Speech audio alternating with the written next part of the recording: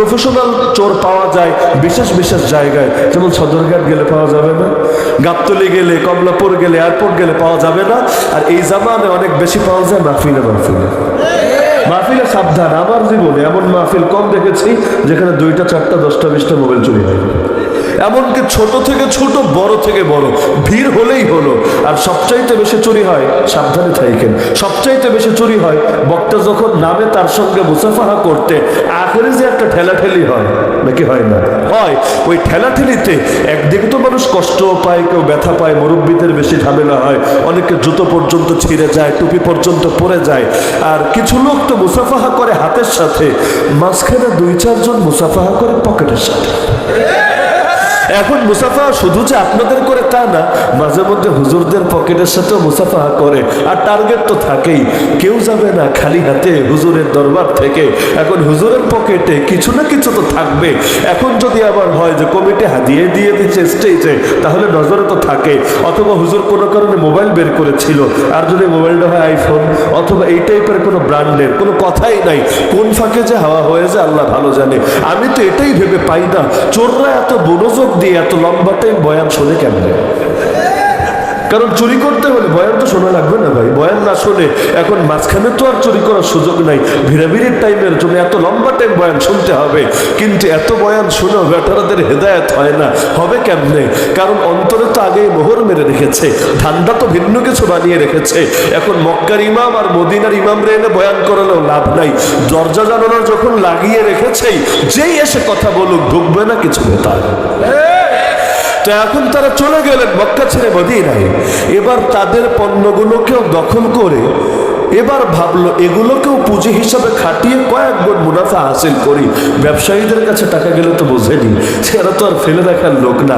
যত খাটাবে তত বাড়বে, টাকা টাকা নিয়ে আসবে, এটাই তো স্বাভাবিক। পড়ে থাকলেই তো লস, অলস মানে ফেলে রেখে তো লাভ নাই। যত বেশি এটা তরল গতিতে চলতে থাকবে ততই তো তার প্রবাহ বাড়বে, তার দ্বারা আরো সন্তানাদি পয়দা হবে। তো এখন তারা বিপুল পরিমাণ পুঁজি ব্যয় করলো। আল্লাহ রাসূল সাল্লাল্লাহু আলাইহি ওয়াসাল্লামের কাছে গোয়েন্দা সংবাদ তো আগ থেকে ছিলই। গোয়েন্দা খালি কাফেরদের থাকে না, মুমিনদেরও থাকে। মুমিনদের সামরিক ক্ষেত্রেও প্রচুর পরিমাণ সেন্সিটিভ এবং সতর্ক অবস্থানে থাকতে হয় নিজেদের নিরাপত্তা রক্ষার জন্য। আর দেশে যে পুলিশ রাখা হয় এজন্য না যে সন্ত্রাস করবে, দেশে যে আর্মি রাখা হয় এজন্য না যে গুলি করে মারবে, দেশে যে বর্ডার গার্ড রাখে এজন্য না যে সাধারণ মানুষের বুকে গুলি চালাবে, বরঞ্চ বাহিনী রাখতে হয় কিসের জন্য? যাতে করে সাধারণ মানুষের জান আর মাল নিরাপদে থাকে। এটাই তো যুক্তি।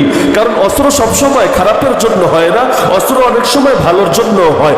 ডাকাতের হাতেও ছুরি থাকে, ডাক্তারের হাতে অপারেশন থিয়েটারে সার্জারি করে যে ডাক্তার, তার হাতেও ছুরি থাকে। কিন্তু 2 ছুরি কি এক নাকি ভিন্ন? ডাকাতের ছুরি গজবের ছুরি, আর ডাক্তারের ছুরি রহমতের ছুরি। তাই ডাকাতকে দেন লানত আর ডাক্তারকে দেন থ্যাংক ইউ।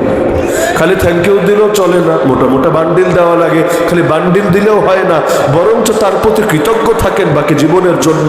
তো দুটোই কিন্তু ছুরি, 2 ছুরি এক না। ইসরায়েলের হাতেও অস্ত্র, মাজলুম হামাসের হাতেও অস্ত্র। 2 অস্ত্র কি এক নাকি ভিন্ন? এক নাকি ভিন্ন?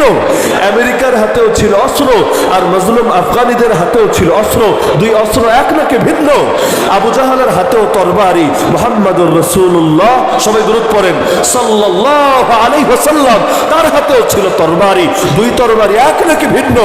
কেউ যদি বলে এক, তার ঈমানই তো বাকি থাকবে না।